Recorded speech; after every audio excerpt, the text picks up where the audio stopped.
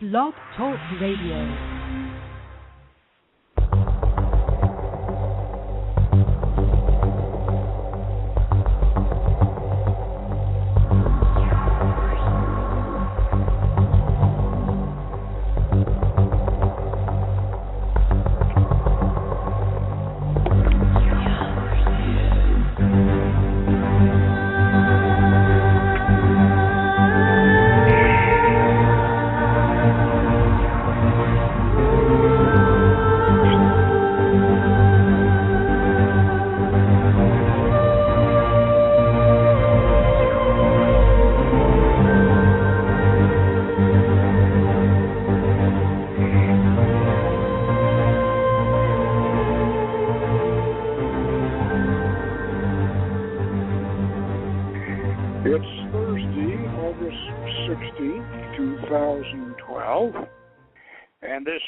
Hermetic Hour.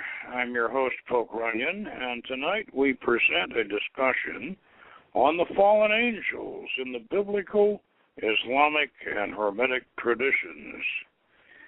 Now, this naturally follows our discussion on Satan, Lucifer, and the devil. That was last week, which was and is a contrived derivation from the original fallen angels concept, and we will look at the lost book of Enoch and the Sumerian, Greek, and even Nordic versions of this story, and we'll mention Zechariah Sitchin, Richard Shaver, Eric Van Daniken, and we'll visit the Zohar for a version of this story that goes back to Canaanite mythology and connects with King Solomon, who built the great temple with the help of demons, according to the Islamic and Talmudic traditions. And we will connect with the Iranian Sabaeans and their planetary magic. And finally, we'll discuss Dean Kelly's version of the Enochian fallen angel concept. So, if you want to learn how to work with the good bad guys, or maybe the bad good guys, tune in and we'll enochiate you, as I said. Now, this is a very, very interesting subject, especially following last week where we discussed the devil, Lucifer, and Satan, and all of this devil worship and this particular aspect of the Western tradition. Now, this is where it comes from, and this is why this is a natural follow-up on the Satan on the show on Satan. You remember we said at the end of the Satan show, we said that the devil can be a counselor. He can be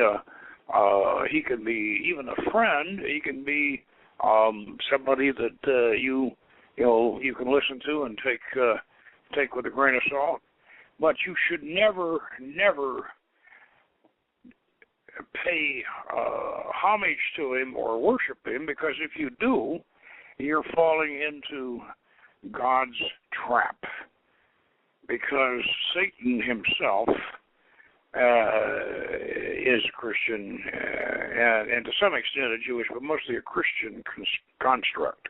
He works for God, and so you want to be very, very careful with your dealings with him. Just kind of, I guess, you realize that he's a synthetic. And he is a Christian synthetic, and he does work for God. So that was how we ended up last week.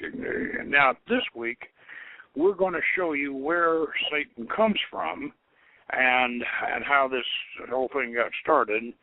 And we're going to start with way back to Sumerian times. And, well, according to some people, Sumer was the earliest civilization.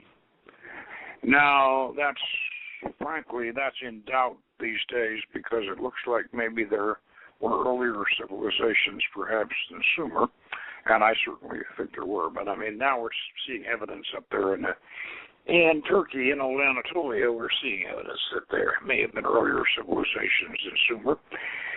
But one of the reasons why Sumer seems to have some of the oldest legends, whether it's the earliest civilization or not, it seems to have some of the earliest legends, is because the Sumerians had this concept that the gods came down from heaven and had wars upon earth over various issues and whatever. And that concept finds itself incorporated into the later, and I say the Book of Enoch's pretty ancient, but it's still later than Sumerian. That finds itself replicated in the Book of Enoch. And so as we get into the Book of Enoch, you want to kind of keep in mind that this is a version of the so-called Anunnaki of the Sumerian tradition, the Anunnaki being the sky people, the people who came down and well, according to Zechariah Sitchin, his interpretation of these scriptures, and he is a Sumerian scholar, so and his interpretation has been criticized, but then interpreting ancient Sumerian texts is such a controversial thing, such an iffy thing, that consequently we can't say Sitchin's wrong. The most I can say is well, he hasn't proved that he's right. But Zechariah Sitchin has published a number of very interesting books in which he, quite frankly, develops this idea of the Anunnaki coming down from another planet and back about 12,000 years ago, and even much further back than that originally. But I mean, their civilization, where they actually had contact, goes on up into the beginning of almost the beginning of history.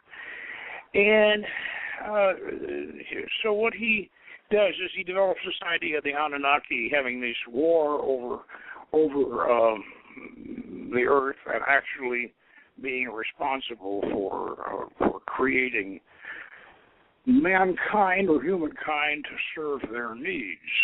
And in the case of Sitchin, he postulates that they wanted us to mine gold for them.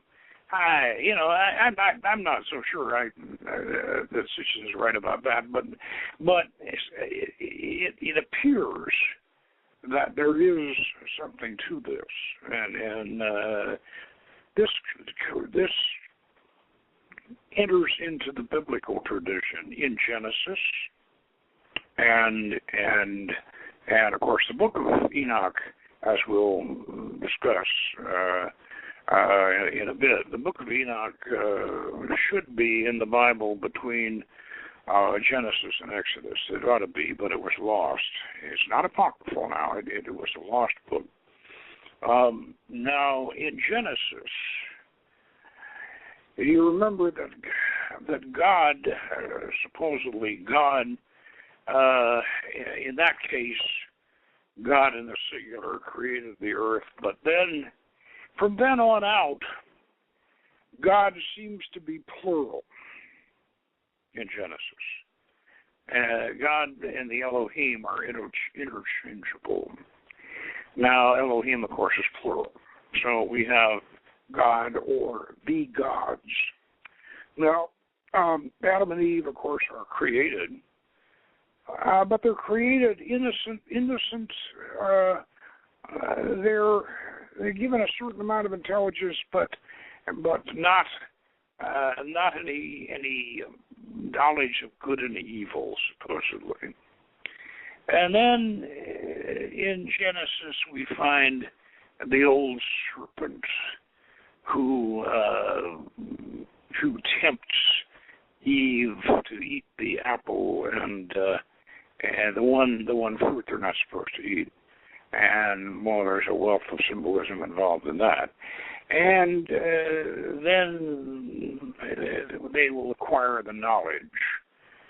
Now, there's another passage in Genesis which is even more suggestive, where the Elohim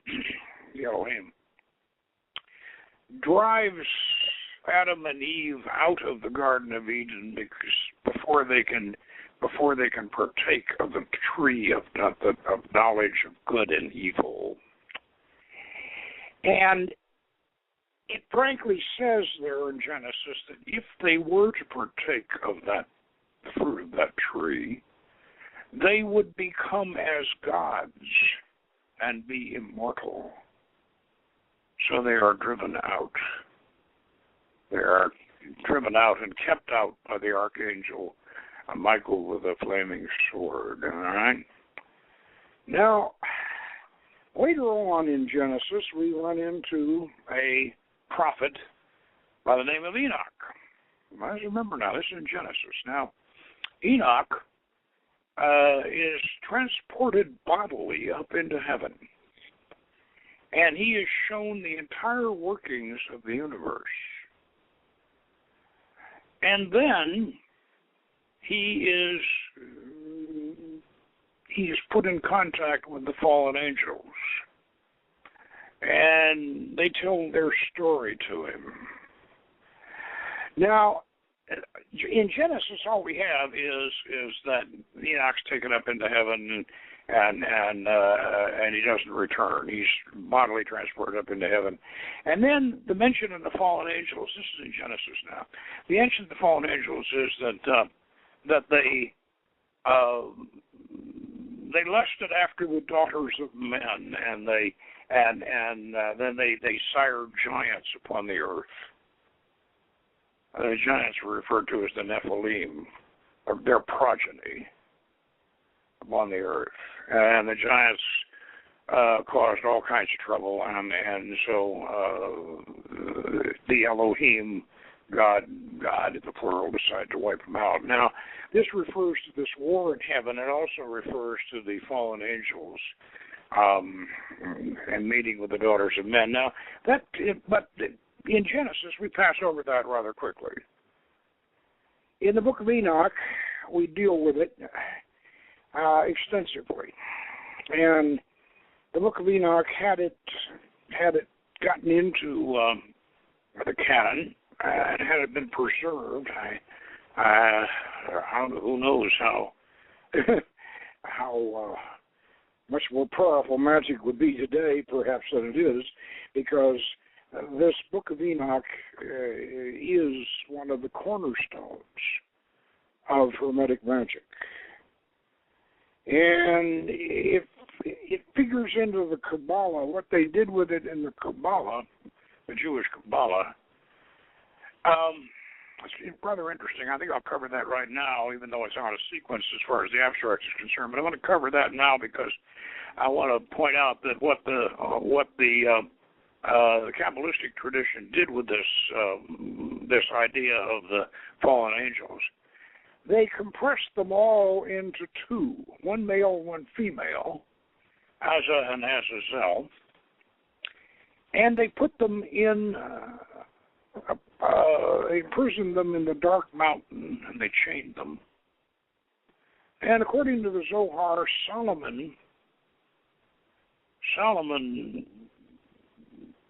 went to the mother of eagles, which is a deity in the ancient Canaanite tradition, by the way. That's Shumal, the mother of eagles. And he got her to fly him to the mountain of darkness so that he could learn the secrets of magic from Azza and Azazel, the male and female fallen angels chained in the dark mountain. That is right out of the Zohar. And so that's what the Kabbalists did with this tradition. Now, what did the what did the imams of Islam, what did they do with it? Well, they created two angels. Here again, same way. They squeezed all these 200 fallen angels up into one male and one female, Marut and Harut. And of course, they were the two fallen angels, the imprisoned fallen angels. And of course, in the Islamic tradition, and also out of the Talmud, King Solomon used these fallen angels and these so-called demons to help him build Solomon's temple, which of course is also represents the temple of man. In other words, the temple within. So that's something you should think about now. So, what happened to the Book of Enoch? Why don't we have it? Well, we do have it now, but why didn't we have it back even in D. and Kelly's time? It was lost. Even in Elizabethan times, it hadn't been found. And yet, the Sabaeans over in Haran, they had a copy of it, and there were copies of it in Alexandria when the Hermetic tradition was put together. So it was lost at some point in the late Middle Ages. It disappeared, at least the copies that were had and that were known in Europe. So D. and Kelly had to reinvent it, actually. They reinvented without the Book of Enoch. But let's talk about the Book of Enoch here and go back to the Magic of Solomon. The Book of Solomon's Magic, of course, and chapter 3 here, and I'll read part of chapter 3, and we'll get the background of this. Chapter 3, Fallen Angels, Pagan Gods. The ancient and modern history of the Book of Enoch unfolds like an Indiana Jones adventure. It is a truly ancient biblical book that belonged in the Pentateuch between Genesis and Exodus. It disappeared along with the Ark of the Covenant sometimes after Solomon's death, and a copy was known to be had in the possession of the pagan star magicians of Haran in Syria, and another was rumored to be hidden in a remote secret monastery in Ethiopia. Now, in 1773, the Scottish explorer James Bruce risked his life to smuggle 2 Ethiopian copies out of that ancient, legendary kingdom of Prester John.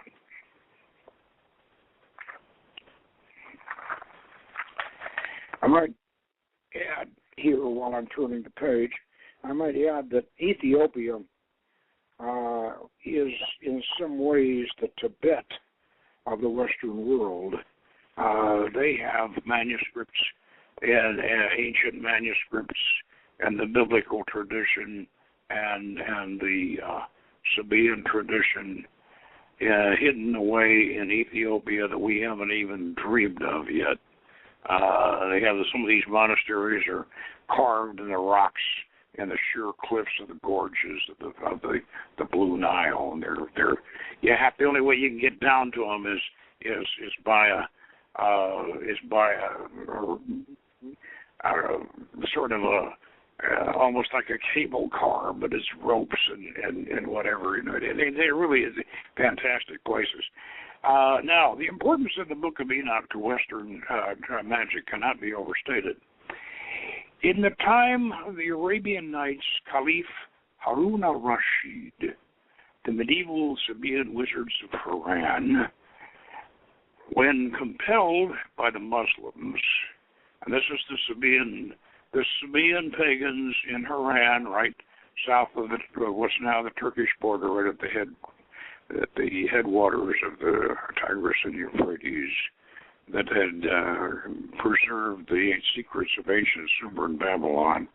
When they were compelled by the Muslims to present their holy books, they brought forth the Book of Enoch and the Hermetic Corpus, and magicians have venerated these works ever since. Now, in mythical prehistoric times, before the Great Flood, the Book of Enoch tells of a war in heaven in which God and his loyal host of angels, led by the Archangel Michael, were arrayed against a horde of rebellious angels who had lusted after the daughters of men and had descended to earth, where they were breeding a race of giants and were teaching humans the forbidden secrets of sorcery and magic. The Arabian legend of the fallen angels, Harut and Marut, quoted earlier, is only one of the many mythological offshoots of this original theme. The Book of Enoch goes on to relate that the four great archangels, Michael, Raphael, Gabriel, and Uriel, came down and imprisoned these fallen angels at the four corners of the earth, where they became known as the Watchers. Now, this can be looked at two ways. Sometimes the Watchers are referred to as the fallen angels themselves, and sometimes they're referred to as the angels who watch them. Jewish, Christian, and Islamic theologies retain the traditional loyal angels of heaven, especially those four great beings who rule the corners of the universe, as Raphael, Michael, Gabriel, and Uriel.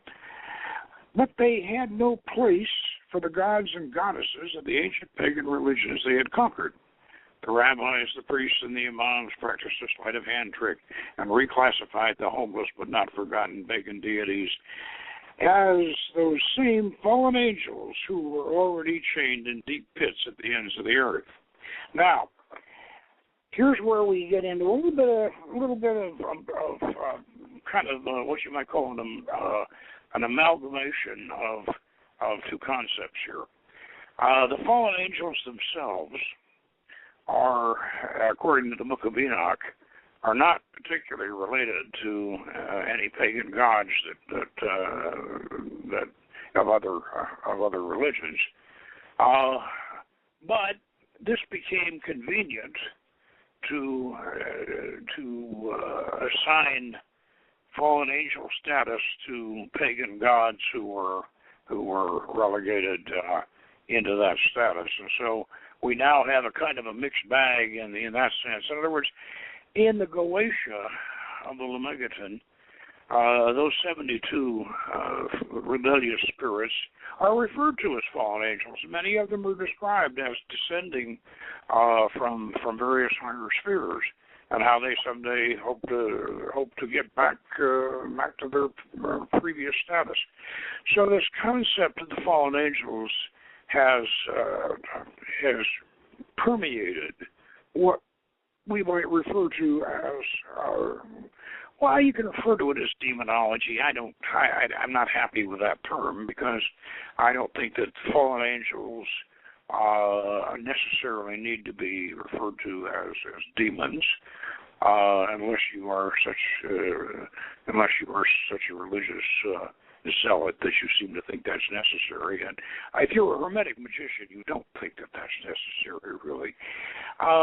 So what we need to look at here is how this concept has influenced our magical system. And our magical system has become, because of this Enochian proposition here, it's become a sort of a process whereby we call upon the ruling forces of light, especially those four archangels that we're referring to, and the ruling forces of light to control and use the fallen angels, to get in contact with them, and of course respectfully, obviously, and use them to continue to help us as they tried to do originally. And now, so you can see where the Christians, especially, how they rolled this whole concept up and created the devil, because that way they could completely demonize all of these fallen angels who were originally, according to the Enochian part of the Bible, these fallen angels were what made us human. they gave us. They were like the serpent in the Garden of Eden that gave us knowledge. They gave us. And that, of course, apparently, the Elohim didn't want us to be. They didn't want us to have this knowledge. They didn't want us to have this. They didn't want us to be able to build things and make things and improve ourselves and take charge of nature and do all the things that the fallen angels were teaching us to do. And so you can ask, and as many people have, and certainly magicians and thinking people and people who want to get somewhere with their lives and want to do something, and you can ask, well, why? Hey, what's wrong with getting ahead? What's wrong with being intelligent? What's wrong with progress? What's wrong with knowledge? What's wrong with that? And yeah, that's a very good argument. So, therefore, there needs to be, and in magic, we certainly go along with this. There needs to be a place, an honored place, for the fallen angels and for what they were trying to teach us, because. And yet, at the same time, we must realize that we are human beings, and we should care for other human beings, and we should be sympathetic for other human beings, and we should realize that other human beings are just as divinely ensouled as we are. A lot of times they don't know it, but I mean they are. And we should be compassionate, and we should be honest and truthful, and we should be all these. We should be brave, clean, reverent, like a Boy Scouts, we should be, and therefore we should naturally we should use the light. We should and we should call upon the light to keep these forces these forces of progress and forces of knowledge and forces of knowledge, to keep these things under control for the good of humankind. All right. And now we're beginning to realize for the good of the planet, because even though what's good for humankind is kind of, in a way, is not very good for the planet anymore. So we have a hard job here, but we need to not totally submit ourselves to the forces of the ideas of the fallen angels and all. And so this is how Western magic really got its balance. This is how it got its balance, and now you see how the theologians who want to control you, who don't want you getting anywhere, don't want you doing anything, they are the ones who created the devil, took all of our fallen angels who we listen to and who we use and who we employ, took them all, rolled them up, called them the devil, said they were awful, and we should never listen to them, and so that's why you don't want really to bow down to the devil. You really don't, because then you're playing their game. But the fallen angels, oh yeah, they are your friends. However, if you let them completely, overwhelm the light, that can be a problem too. And you can, the fallen angels gave us the atomic bomb, and they gave us air pollution, and they gave us, and they probably gave us, a lot of things. Junk food and electricity and a whole bunch of business. Let me read to you from the Book of Enoch, the original Book of Enoch here. This is the Richard Lawrence translation from, I think this is the 1880s. And I also have here the R.H. Charles translation. That's somewhat later. But this is directly from the Book of Enoch here. This is chapter 7. It happened after the sons of men had multiplied in those days that daughters were born to them, elegant and beautiful.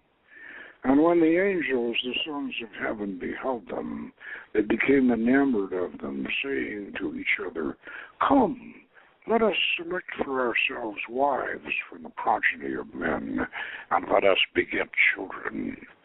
And then their leader, Samyaza, said to them, "I fear that you may perhaps be indisposed to the performance of this enterprise, and that I alone shall suffer for so grievous a crime." But they answered him and said, "We all swear and bind ourselves by mutual exhortations that we will not change our intention, but execute our projected undertaking." And then they all swore together and all bound themselves by mutual exhortations, and their whole number was 200 who descended upon Ardis, which is the top of Mount Armon. And that mountain thereafter was called Armon because they had sworn upon it and bound themselves by mutual exhortations.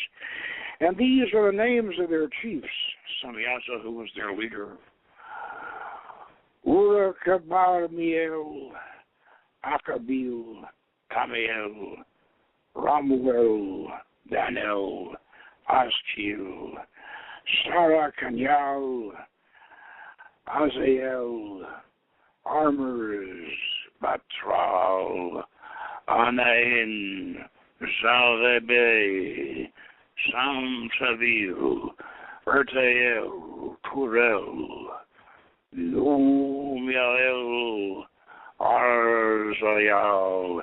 These were their prefects of the 200 angels, and the remainder were all with them. And they took wives, each choosing for himself, whom they began to approach, and with whom they cohabited, teaching them sorcery, incantations, and the divining of roots and trees. And the women conceiving brought forth giants, whose stature was 300 cubits, and these devoured all which the labor of men produced until it became impossible to feed them.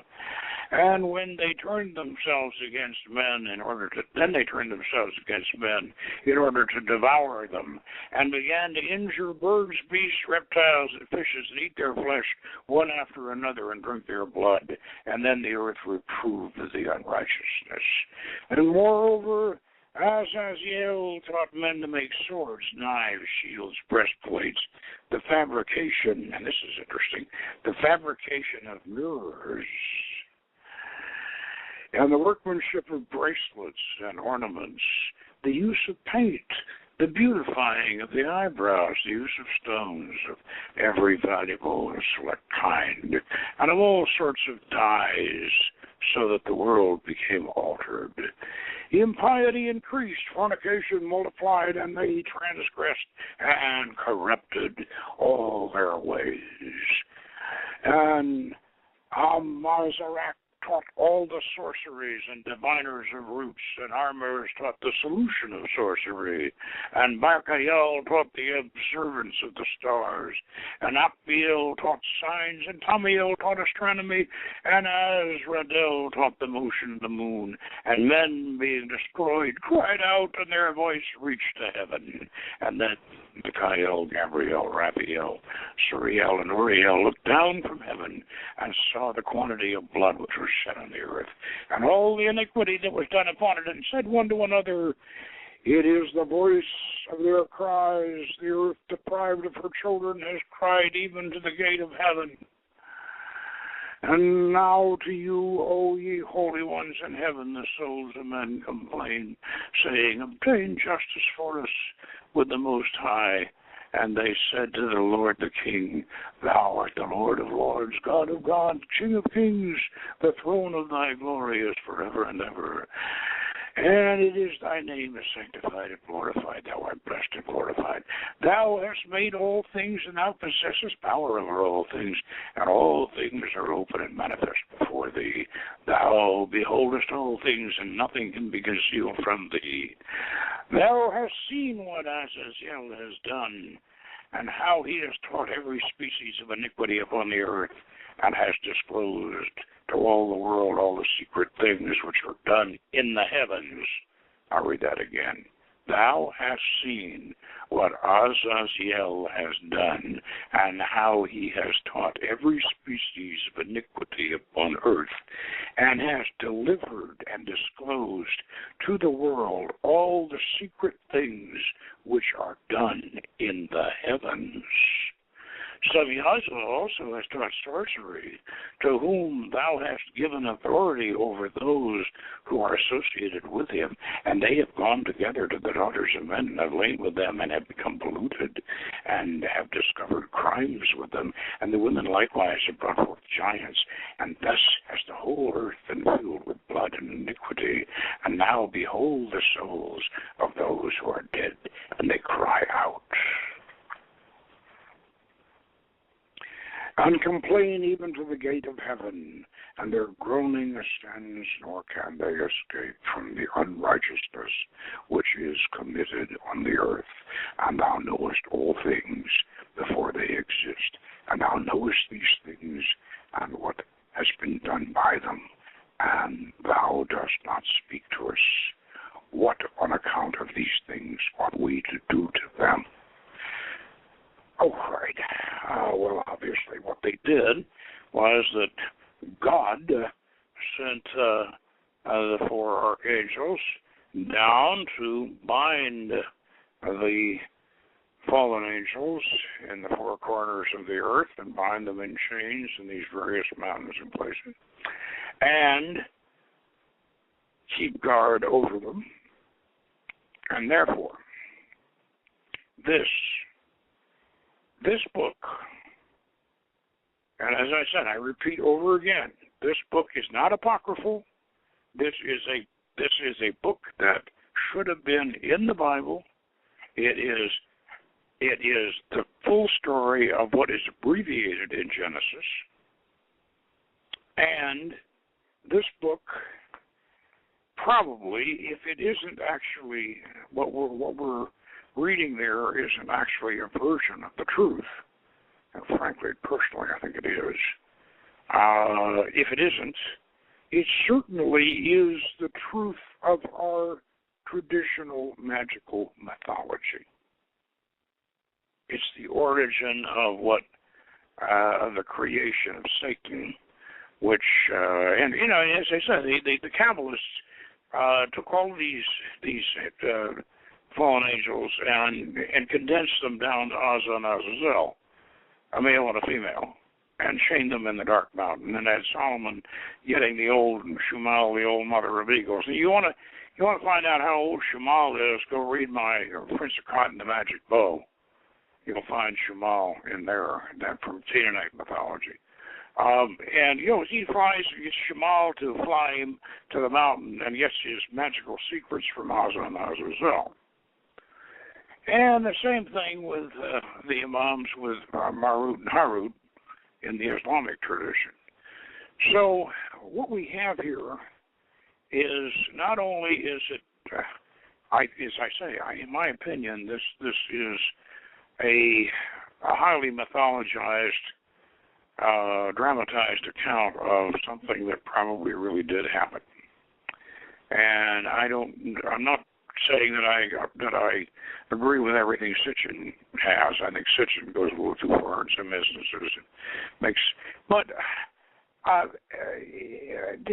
What we need to understand here is that when we're talking about mating with the daughters of men, this is the only way they could describe. This is the only way that they could describe altering our DNA.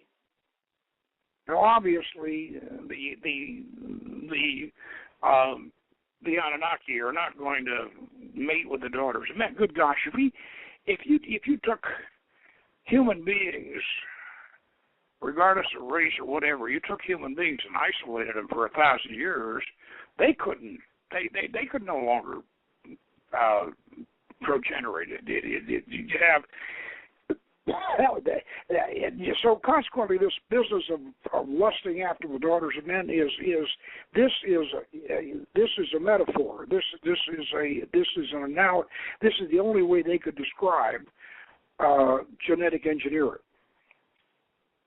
And I want to point out that there were two very prominent geneticists, professors at a very prestigious college or university in the East Coast, who they lost their tenure for suggesting a few years back that human DNA had been tweaked at least twice. So this is not something fanciful. Now, this same story, the fallen angels, not only is it in Islamic theology or Islamic scripture and legend, it's in the Kabbalah, it's in the Bible, we find it in Greek mythology, the legend of the Titans and Prometheus. It's very definitely in Greek mythology. It is even in Nordic mythology with Loki and Ragnarok and the giants and all of this. So there's a version of it in Nordic. And the Chinese believe that they came down from the moon and the rest of us are all Earth people. This story, this account, is very, very, very possibly has some truth to it. And if it doesn't have truth to it, it is so much ingrained in our mythology and our religion that even if it isn't true, we might as well, from a mythological point of view and a spiritual point of view, we have to give it credence. So what I'm trying to point out here is that Hermetic magic owes a tremendous debt to this Enochian proposition. Now, I said that we would relate this to D. and Kelly and Enochian, because I know a lot of you are familiar with the D. and Kelly Elizabethan version of this, and I need to point out a couple things here. That even though the Book of Enoch, as the one that the version that I just read to you, was available to magicians in Alexandria and Haran and probably even in Baghdad and certainly down in Yemen, all the way up to what we refer to as the Dark Ages. And that's, after Attila the Hun came in about 550 A.D. and our 400 something, but in that area there, where civilization kind of broke down during the barbarian invasions of Europe, all the way up to that time, there were versions of the Book of Enoch that were available to those who really wanted to find them. And of course, the clergy, both in the Orthodox Church and also in the Catholic Church, they didn't want to, they didn't want to deal with it. It was a little too hot for them. But at this, all the way from the Middle Ages, all the way up through the Renaissance, the Book of Enoch was lost. We didn't have that. Nobody could, so Dr. D was a very, very well-educated man in Elizabethan times, 007. He very, very much wanted to contact these Enochian fallen angels. But he wanted to do it under the auspices of Almighty God and the angel, do it properly. He was aware of the legend, but he did not have the Book of Enoch. So he and his scryer, Edward Kelly, they did their own. They scried up their own version of the Book of Enoch, and developed these watchtowers of the universe, and well, we've had several shows on Enochian, and I'm not going to go back and completely recap D. and Kelly's version of it, but suffice to say that if they had had the book that I just read to you, the Ethiopian Enoch, if they'd had that, I feel certain that they would have come up with something that would have been closer to the original Book of Enoch. But regardless of that, what they came up with was remarkable and very usable and certainly very powerful. But it was not correctly derived from the Book of Enoch. And we didn't get the Book of Enoch, at least in probably there were copies hidden away in Greek monasteries. We know they were copies, of course, in Ethiopian monasteries, and they had a Slavonic version of it too, that I've seen that was over in the Eastern churches, but and then there was a Jewish version of it too, but these were kept very, very they were kept under close watch. This thing, I know that what you're probably thinking is like the Necronomicon. Well, we know there's copies, but they keep them under lock and key, and nobody can see where they're. Well, actually, in a way, that was kind of true, because this is a dynamite book. I mean, it really is a dynamite book, and so there were copies, but D. and Kelly, no. Over in England, they didn't have it, and they had D. and Kelly literally went on the astral and reinvented it. And what they came up with was remarkable and insightful and very powerful, but it wasn't directly connected to this original Book of Enoch. Now, let's see here.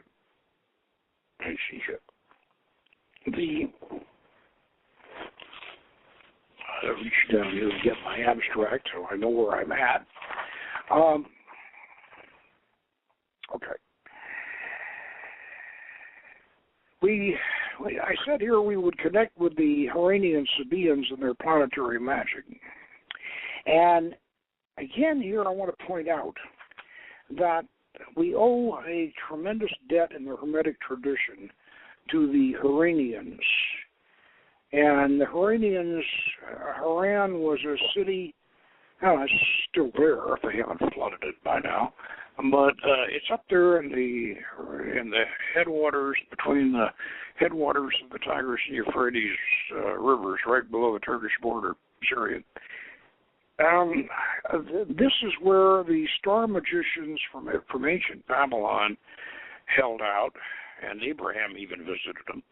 And they held out, and they were pagans, and they worshipped the planetary deities of ancient Babylon and Assyria. And they were great astrologers, and they were great magicians, and they had temples to each of the planets. And this is the Sabaean system is, of course, in Picatrix, and it is we owe a lot to it. And there was a lot of later on, there was a lot of interpenetration between Italian Hermeticists and the Huranians. The Huranians became the wizards and the astrologers for the caliphs of Islam. They were the great magicians of the Arabian Nights. Well, and I think I told you this story before, but it really warrants. And this may just be a romanticized story, but it certainly has some validity to it.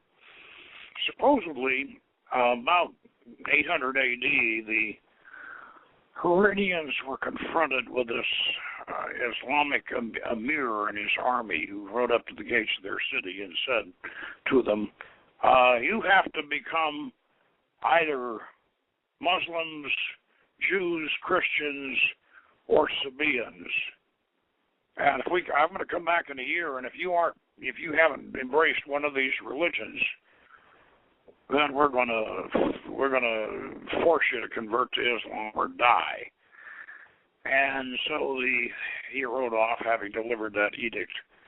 And so the Iranians said, well, what are we going to do? Well, we could go get ourselves a rabbi, but I don't think we want to be Jewish, and I don't think we want to be Islamic because these people are pretty fundamental, and we don't want to do that. And well, I don't want to be Christian either because that's a whole lot of baggage involved in that we don't want. So, well, we'll be Sabaeans. Well, they happen to know that the Sabaeans that was down the land of, that was down Yemen, the Queen of Sheba's country. And up until very recently, recently, a couple hundred years before Muhammad, they had been a very powerful empire, switching over into Ethiopia and all, and they worshipped the planets, and they were very similar to Canaanite mythology, and they were very similar to the Iranians.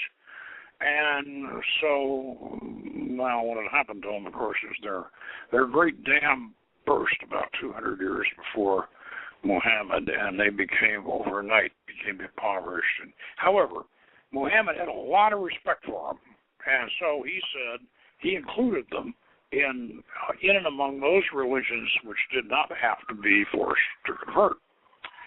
This is now the reason for that. This is why the Sabaeans became a privileged class, and they could indulge in astrology and magic and all these various dark arts, whereas pious Muslims could not, and even Sufis couldn't. So the Iranians said, well, let's be Sabaeans, okay? So we'll be the North Sabaeans. And so, and then they said, well, wait a minute now, we better have a book.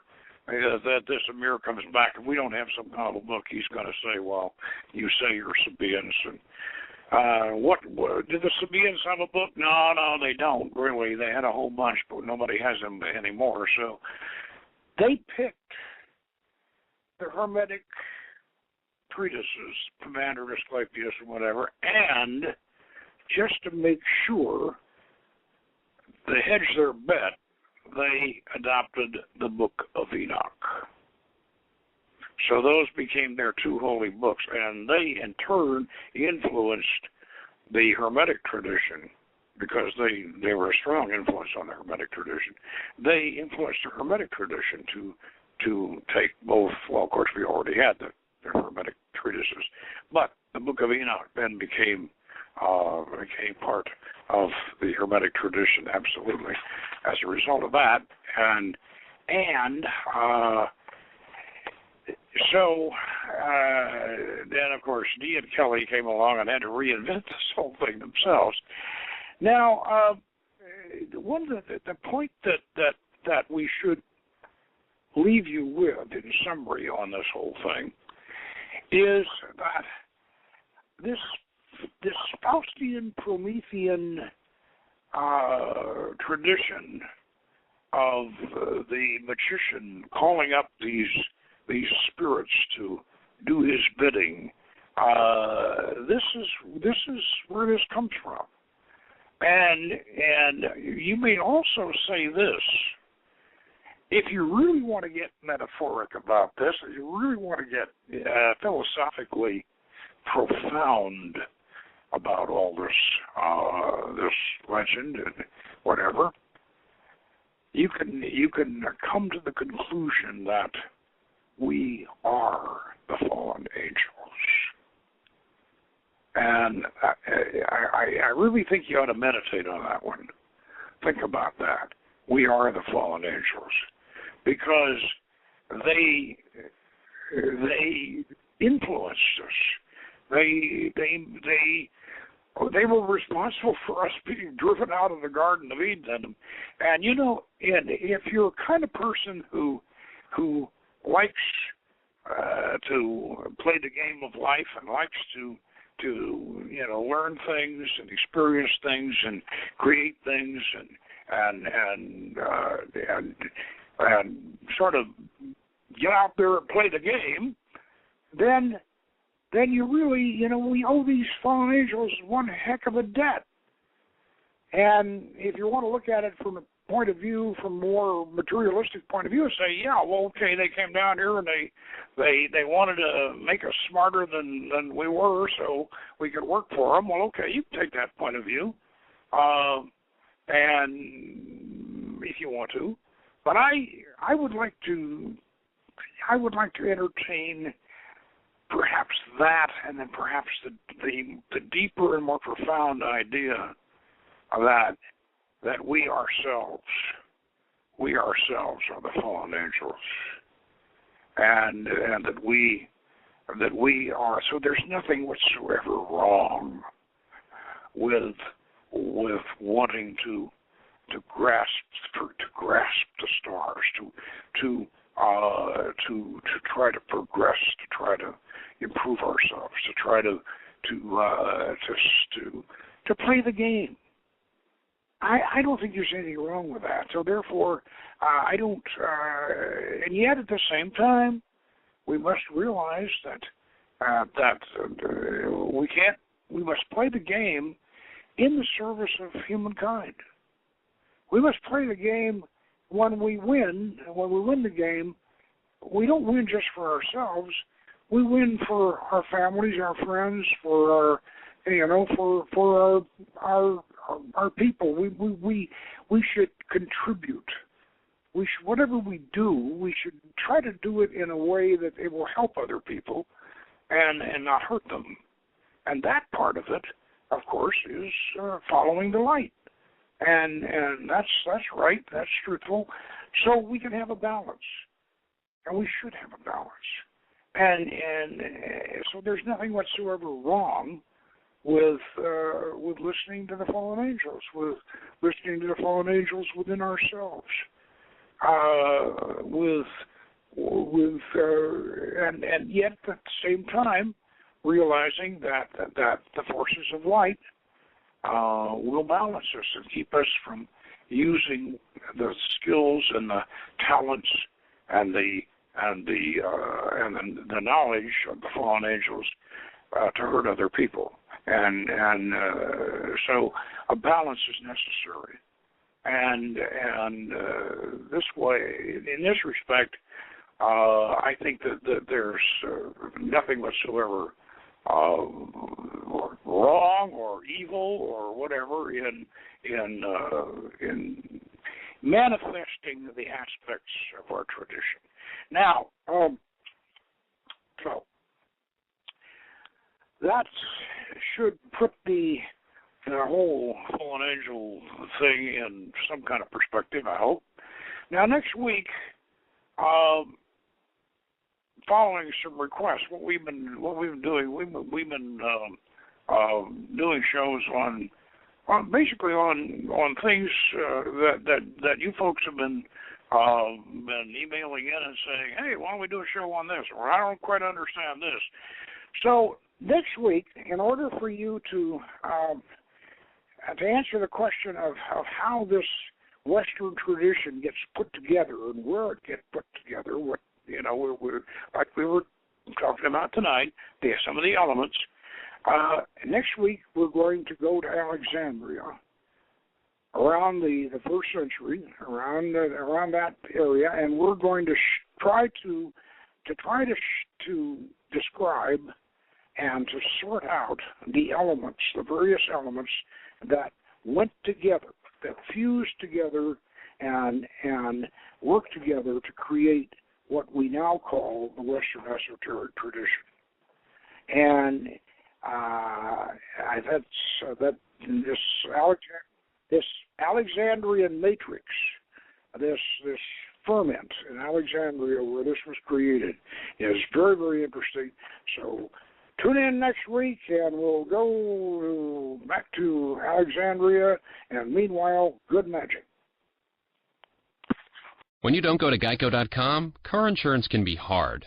Like early 90s heavy metal hard. I'm yelling and screaming, and I'm loud.